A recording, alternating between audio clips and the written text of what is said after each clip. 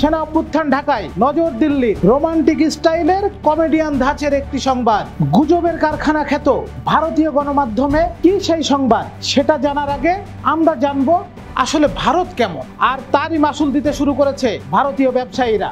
গুজবের কারখানা খ্যাত ভারতীয় গণমাধ্যমে এবার প্রকাশিত হলো বাংলাদেশে নাকি সেনা অভ্যুত্থান হতে চলেছে।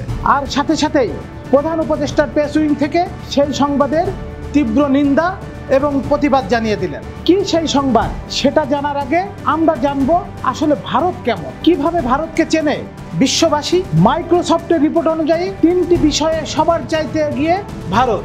আর সেসব হলো সাধারণ মানুষের উপরে নজরদারি, ভুয়া খবর এবং গুজব। আর এ কারণেই নিজের বন্ধু, পরিবার এবং প্রতিবেশীদের কাছ থেকে সবচাইতে বেশি ক্ষতিগ্রস্ত হন ভারতীয়রা। 2019 সালের এমনই একটি রিপোর্ট করেছিলেন মাইক্রোসফট।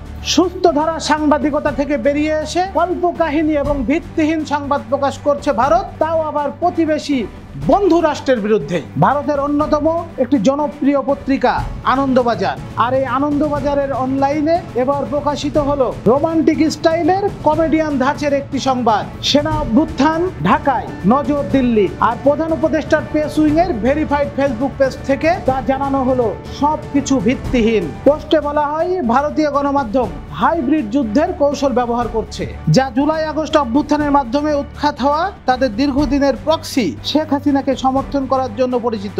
এর মাধ্যমে বাংলাদেশের জনগণ এবং প্রতিষ্ঠানগুলোকে কলঙ্কিত করার চেষ্টা করা হচ্ছে। পোস্টে আরো বলা হয় বাংলাদেশ সেনাবাহিনী সম্পর্কে আনন্দবাজারের সংবাদের বাস্তবিক কোনো ভিত্তি নেই। তাদের গল্প বলিউডের কোনো রোমান্টিক কমেডি সিনেমার চেয়ে কম নয়। আপনারা তথ্য প্রমাণের ভিত্তিতে সাংবাদিকতা অনুশীলন করবেন, নাকি বন্ধুত্বপূর্ণ প্রতিবেশীর সার্বভৌমত্ব ও মর্যাদা ক্ষুণ্ণ করার প্রচারণার অংশ হিসেবে ক্ষতিকর কল্পকাহিনী প্রচার করবেন, সেই সিদ্ধান্ত আপনাদেরই নিতে হবে। 30 জানুয়ারি সেনা অভ্যুত্থান ঢাকায়, নজর দিল্লির, এই শিরোনামে একটি সংবাদ প্রকাশ করে আনন্দবাজার পত্রিকা।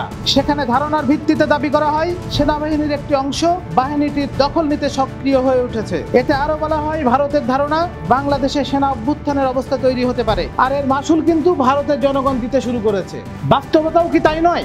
ভারতের অতিরঞ্জিত লাফালাফি, বর্ডারে বিএসএফ কর্তৃক উস্কানি, গণমাধ্যমে ভিত্তিহীন সংবাদ প্রচার আর ভারতের গলাবাজ রাজনৈতিক নেতাদের কারণে বাংলাদেশের মানুষ আজ ভারত বিমুখ। আর তারই মাসুল দিতে শুরু করেছে ভারতীয় ব্যবসায়ীরা, বিশেষ করে পশ্চিমবঙ্গের ব্যবসায়ীরা।